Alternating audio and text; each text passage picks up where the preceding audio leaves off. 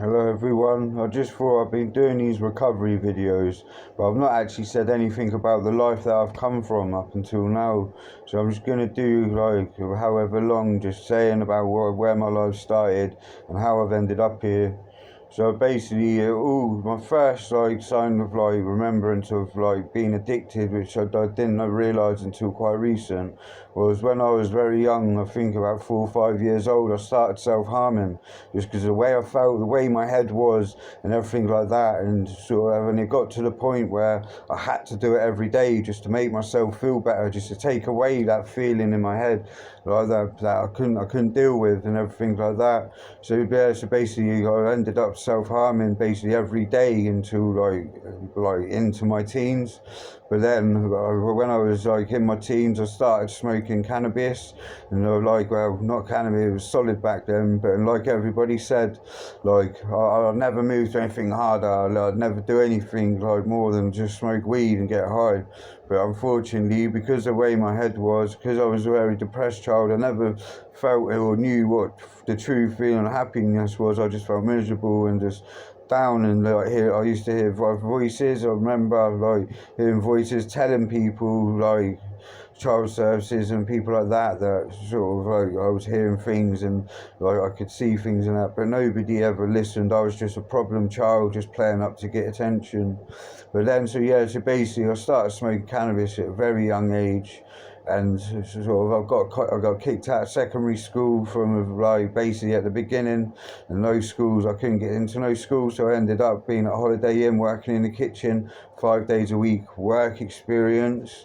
And but then that just opened up more gateways to me to do other things. So basically, from the cannabis, I took my first ecstasy pill in my teenage years, and because it gave me that high, that buzz, that high feeling, happiness, love, everything, content, warmth, and just confidence, that was it. I was hooked.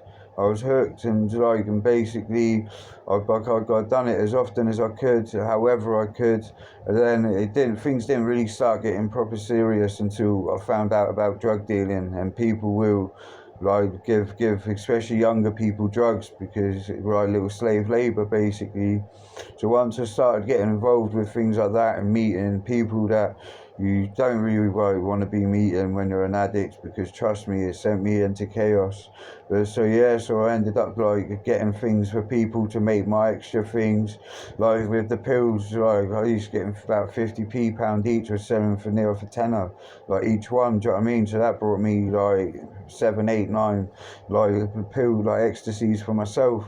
So I just ended up just basically constantly munching them just to try and keep that high, that feeling of no more depression and everything. And then basically, and my self-harming obviously was still going on then. And like I say, the longer I was out of school and I was around people double my age and things like that, I started getting involved in stuff. And then when it got to the point where I wanted drugs and alcohol so much that I had to make money. And how can you make money? So basically, the first thing I ever remember shoplifting was gel pens, and I was nicking them and selling them at school, and to get cigarettes and that.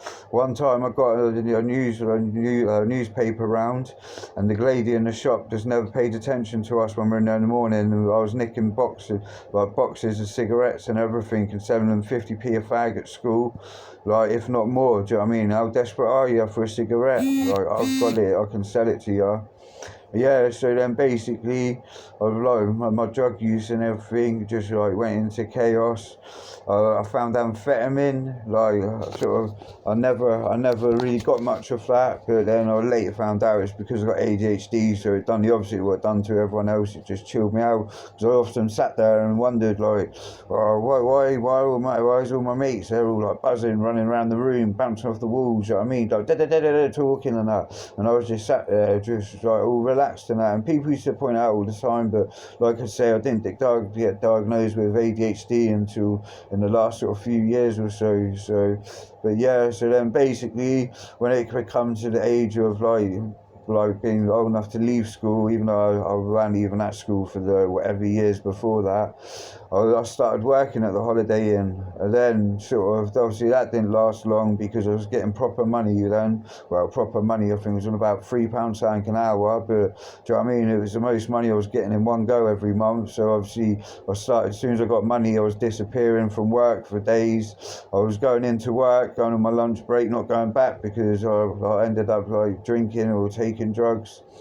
And then basically, sort of, I lost that job. I moved on to other jobs working in kitchens, and I met more and more people like who could get stuff, who wanted stuff. So basically, and most people in kitchens are from either got drug problems or alcohol problems or both. So obviously, I could like make my little bits to get my drugs, and I could get my hands on a much more variety of drugs.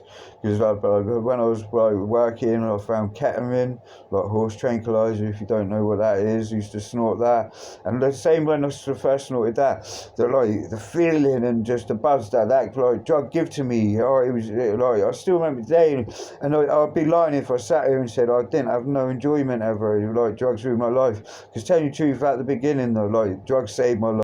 Because if I didn't find those uppers and those things to change the way I was feeling in my mind, I would have ended up committing suicide.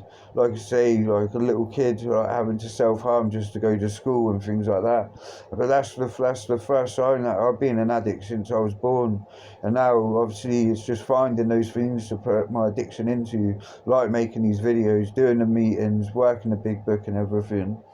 So yeah, so basically I worked for a few years, and obviously I was getting in a lot of trouble with the police just for stupid things, mostly to do with drugs and stuff like that. So basically it got to a point, I think I was in a police station at least once every week. I was in court like at least a couple of times a month and stuff, which obviously like when you're younger. Well, I remember the first time I got arrested actually, like my mum and stepdad come pick me up and they said, oh, I hope that taught you lessons. And I turned around and said, actually I didn't mind it, I quite enjoyed it. And the thing is, I weren't just trying to wind them up. I generally did think like, oh yeah, like I've made it. Do you know what I mean? Yeah, finally. Like I'm like all my older mates and that. Do you know what I mean? I'm getting in trouble with the police because it was a big man thing when you're younger. Do you know what I mean? It's all about like, oh, I'm this, I'm that, I'm bigger than you. I can do this better than you. But then, like I say, I ended up getting a lot of trouble, and it got to the point in my life where I couldn't walk down the street without the police seeing me and pulling me over for like made up things like, oh, we've had a report of drug dealing and things like that, just hoping they'll catch me with drugs or something on me, which like, yeah, a couple of times they caught me with drugs, but let's just say I had my fair shares of getting one over on them. Like, I'm not going to go into detail on that, but yeah. I was going to say something else then, but I'm not going to say about police. But yeah, so then basically I ended up like losing my job and everything. Sort of, I met my baby mum Kaylee, like sort of a couple of years or so before that, and I took my stepdaughter on, Sinead, which obviously I need to build bridges with because of my addiction. I haven't done nothing for them both, and I got a younger daughter, and like sort of, and our relationship went to crap. Then that's what made me get out of work, because it messed with my head. But all she wanted is me to sort myself out, and like I said, I wanted to and I would, but I didn't want to. It's all I knew, and it's all I knew that who I could be. And I was still in a headspace of being Jan, what everyone used to call me.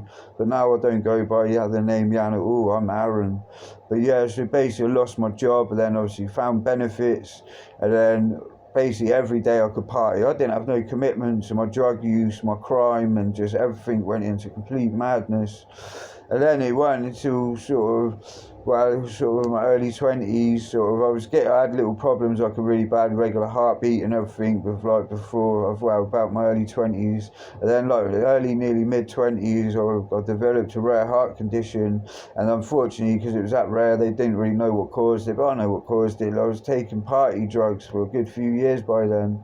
Do you know what I mean? Like, whatever you got in your pocket, I'll shove in my body if it gives me a buzz. I'm not fussy, so let's just like get on it. Let's just, but so then yeah, so basically then I've been in and out of treatments. I've done Christian treatment, where I've done cold turkey and everything. It was brutal, but I managed to do a month and like put on loads of weight and everything like that. But the only reason I've stayed there is I was in there over Christmas, and there was no way of me getting from Watford back to Eastleigh.